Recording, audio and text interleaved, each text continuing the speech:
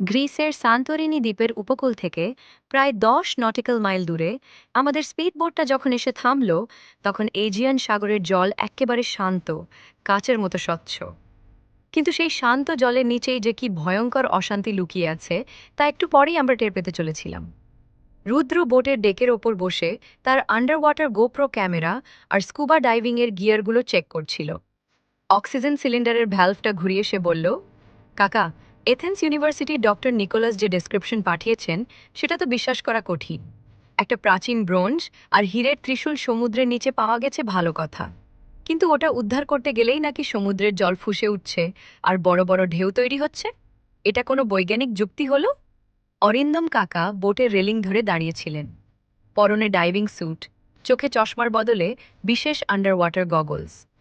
তিনি তার সেই ওয়াটারপ্রুফ ওয়াকিং স্টিকটা হাতে নিয়ে গম্ভীর গলায় বললেন, বিজ্ঞান আর ইতিহাস যেখানে এক হয়ে যায় রুদ্র, সেখানে যুক্তির বাইরেও কিছু জিনিস থাকে। প্লেটোর অ্যাটলান্টাস শহরের গল্প তো জানিস? গ্রিক পৌরাণিক কাহিনী মতে পোসাইডনের ওই ত্রিশূল আসলে কোনো সাধারণ অস্ত্র নয়। ওটা ছিল একটা প্রাচীন সিসমিক ডিভাইস, যা ভূগর্ভস্থ টেকটনিক প্লেটের ওপর চাপ তৈরি করে কৃত্রিম সুনামি বা ভূমিকম্প তৈরি করতে পারত। শত শত বছর ধরে ওটা সমুদ্রের নিচে একটা আগ্নেয়গিরির মুখের ওপর লক করা আছে। ওটা ভুলভাবে নাড়ালে ওই সুপ্ত আগ্নেয়গিরি জেগে উঠবে আর পুরো গ্রিস ধ্বংস হয়ে যাবে। কাকা বোটের সোনার স্ক্রিনের দিকে তাকালেন। স্ক্রিনে একটা অদ্ভুত ত্রিশূলাকৃতি অবয়ব দপদপ করছে। কাকা বললেন, ডক্টর নিকোলাসকে অলরেডি একটা আন্তর্জাতিক মাফিয়া গ্যাং কিডন্যাপ করেছে ত্রিশূলটার লোকেশন জানার জন্য। ওরা আসার আগেই আমাদের ওটা সিকিউর করতে হবে। জাম্প রুদ্র! ছপাস করে দুজনে একসাথে সমুদ্রের নীল জলে ডাইভ দিল। জলের নিচে চারপাশটা অদ্ভুত সুন্দর। রঙিন কোরাল আর মাছেদের পাশ কাটিয়ে তারা যত নিচের দিকে নামতে লাগলো, আলো তত কমতে লাগলো। কাকো কাকার হাতের শক্তিশালী আন্ডারওয়াটার টর্চের আলোয় দেখা গেল সমুদ্রের প্রায় ১৫০ ফুট নিচে একটা প্রাচীন গ্রিক মন্দিরের ধ্বংসাবশেষ পড়ে আছে। মন্দিরের ঠিক মাঝখানে একটা কালো পাথরের বেদির ওপর উল্টো হয়ে বিধে আছে এক বিশাল ত্রিশূল। তার মাঝখানের হিরেটা থেকে একটা অদ্ভুত নীল রঙের আলোর তরঙ্গ বের হচ্ছে, যা চারপাশের জলকে অনবরত কম্পিত করছে।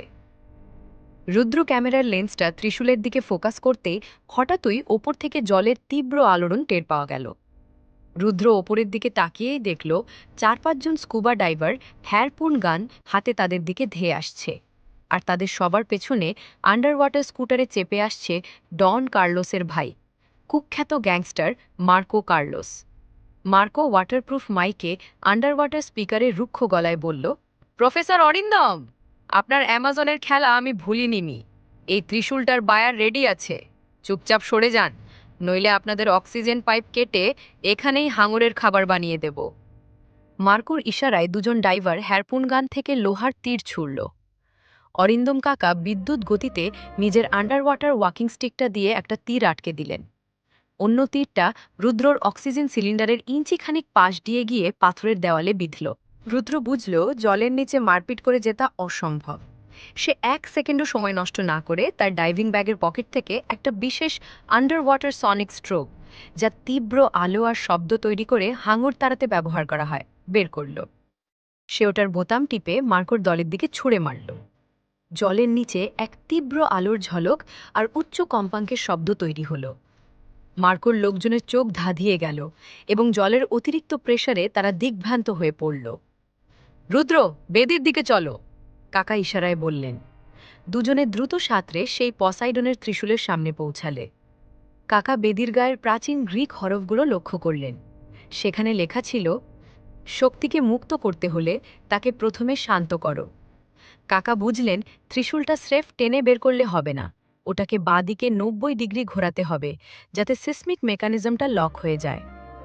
কিন্তু ততক্ষণে মার্কো কার্লোস সামলে নিয়ে নিজের আন্ডার ওয়াটার স্কুটারটা ফুল স্পিডে চালিয়ে সরাসরি অরিন্দম কাকাকে ধাক্কা মারল। কাকা ছিটকে গিয়ে একটা পাথরের স্তম্ভে ধাক্কা খেলেন। তার হাত থেকে টর্চটা পড়ে গেল। মার্কো এবার পৈশাচিক হেসে ত্রিশূলটার হাতল। সন্ধান, আমাদের আজ রাতের ফ্লাইটেই লে লাদাখ রওনা হতে হচ্ছে। রুদ্র সালাদের কাঁটা চামচটা প্লেটে রেখে ক্যামেরার লেন্সটা পরিষ্কার করতে করতে হেসে উঠল। বুঝতে পেরেছি কাকা, মিশন লাদাখ। চলো, এবার -২০ ডিগ্রি বরফে অশ্বত্থামার রহস্যের মুখোমুখি হওয়া যাক।